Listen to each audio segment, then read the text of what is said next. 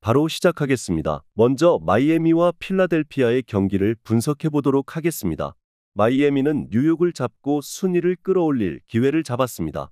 뉴욕의 4쿼터 초중반 기세에 밀리며 패배의 위기도 있었지만 클러치 경기력이 좋았습니다. 최근 T의 에이스 역할을 해주는 테리 로지어가 결승 3점포 포함 34점을 몰아치며 경기를 주도했고 벤치에서 나온 하이스미스가 14점 8리바운드로 활약했습니다.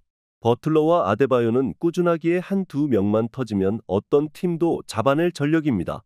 필라는 수요일 경기에서 오클에 엄청난 역전승을 거뒀습니다. 3쿼터까지 7, 8점 차로 끌려갔던 경기였는데 4쿼터를 압도했습니다. 자유투 12개를 모두 성공한 엠비드가 복귀전에서 24점을 기록했고 우브레가 맥시의 공백을 메우며 25점을 폭발했습니다. 엠비드 이탈 이후 승률을 깎아먹으며 플레이인 토너먼트 추락도 가능했는데 남은 시즌 다시 시드 경쟁을 할 수 있습니다. 필라는 엠비드가 이 경기에는 더 긴 시간을 뛸 수 있습니다. 그러나 맥시가 부상으로 정상 컨디션이 아닌 것이 걸립니다. 쿤보와 엠비드 등 리그 최고의 빅맨들 상대로 가장 수비를 잘하는 스포엘스트라의 마이애미가 상대 에이스를 수비로 막아낼 것이고 로지어와 버틀러가 득점을 주도할 마이애미의 승리를 예상합니다. 다음은 뉴욕과 세크라멘토의 경기를 분석해 보도록 하겠습니다. 뉴욕은 마이애미 원정에서 패하며 추격자들에게 추격의 빌미를 제공했습니다. 4쿼터 초반 19대 9의 스코어링 런에 성공하며 경기를 동점으로 만들었는데 경기 막판 마이애미의 기세를 제어하지 못했습니다. 브런슨이 자유투 9득점 포함 20점을 기록했지만 20%대의 야투 성공률에 그친 것이 패인이었습니다. 그래도 디빈센조와 맥브라이드 등 최근 주전 스윙맨으로 나서는 백코트 자원들의 활약은 꾸준합니다. 세크는 3쿼터 상대를 압도하며 클리퍼스에 완승했습니다. 야투가 다소 아쉬웠지만 오픈 찬스의 동료를 잘 찾은 팍스가 많은 어시스트를 뿌렸고 사보니스는 다시 한번 더블더블에 성공하며 퍼스트팀 유력 후보임을 증명했습니다.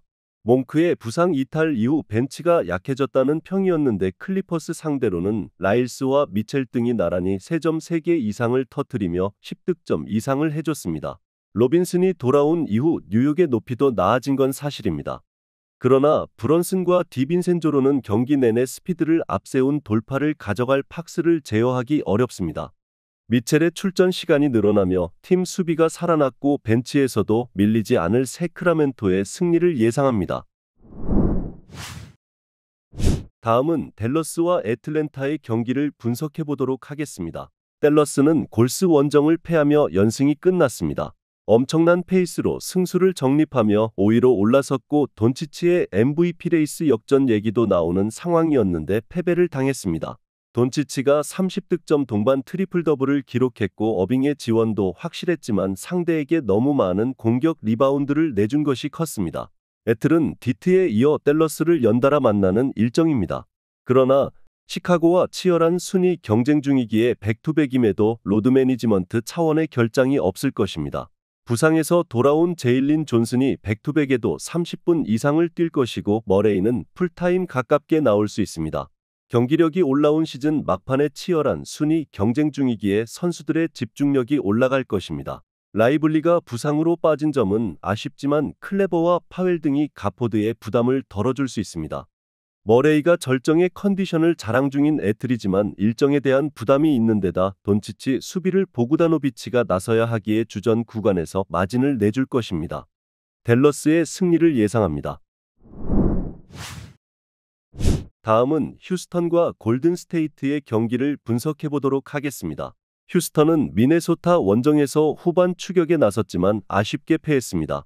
종료 1분 30초 전 한 점 차까지 추격했었는데 클러치 타임에 상대에게 연달아 스틸을 당하며 공격권을 내준 것이 컸습니다.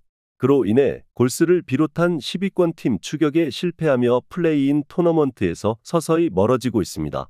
그린이 팀 공격을 이끌며 다득점에 성공했지만 브룩스와 제프 그린 등 베테랑들의 부진이 컸습니다. 골스는 댈러스의 연승 행진을 가로막으며 휴스턴의 추격에서 서서히 벗어나고 있습니다. 그 경기를 패했다면 휴스턴의 추격권에서 머물렀을 텐데 이제 플레이인 토너먼트로 진군 중입니다. 커리가 극도의 얕은 안조로 고전한 경기였지만 위긴스가 20득점 이상을 몰아쳤고 무디와 크리스 폴이 잘해주며 벤치 구간에서 마진을 가져온 것이 컸습니다. 휴스턴은 이 경기를 승리하면 다시 플레이인 토너먼트 경쟁에 다가설 수 있습니다. 그러나 제일린 그린과 벤블릿 등 백코트 외에는 프론트코트의 경기력 저하가 생긴 최근이라는 점이 걸립니다. 그린이 컨트롤 타워로 본인의 역할을 해주고 있고 벤치가 앞설 골든스테이트의 승리를 예상합니다. 마지막으로 LA 클리퍼스와 덴버의 경기를 분석해보도록 하겠습니다. 클리퍼스는 세크 원정에서 완패하고 홈으로 돌아왔습니다. 부상으로 인해 레너드가 원정에 동행하지 않았기에 파웰이 선발 출전한 경기였는데 주전 구간에서 상대에 압도당했습니다. 하드는 에이징 커브가 확실한 듯 전혀 올스타 레벨의 플레이를 하지 못하고 있고 레너드 없는 조지도 외로웠습니다. 벤치에서 나온 웨스트브룩만이 에너지 넘치는 플레이를 했습니다. 덴버는 수요일 경기에서 고전했지만 세난에 승리하고 다시 서부 1위로 올라섰습니다. 미네소타 오클과 치열한 경쟁 중인데 시즌 막판 뒷심이 떨어지지 않는 모습입니다. 요키치가 웬바냐마 상대로 MVP의 위용을 보여주며 42득점 16리바운드를 기록했고 포터 주니어는 얕은 안조를 수비 리바운드 가담으로 만회했습니다. 머레이의 공백은 아쉽지만 포프와 잭슨 등 베테랑 백코트가 어느 정도 역할을 하기에 부담은 아닙니다. 클리퍼스도 시즌 막판 순위 경쟁 중이기에 승리가 간절합니다. 그러나 플레이오프가 얼마 안 남은 상황에서 한 경기를 위해 레너드를 무리시키긴 어렵습니다. 주바치와 타이스 등을 상대로 요키치가 매치업 우위를 확실하게 가져갈 수 있고 포터 주니어와 고든이 주전 구간에 높이 우위를 가져갈 덴버의 승리를 예상합니다. 영상에서 알려드리는 내용들은 모두 1차 분석 내용들이며 2차 분석과 최종 조합픽은 영상 하단 고정 댓글 링크로 문의 주시면 안내 도와드리도록 하겠습니다. 시청해주셔서 감사합니다.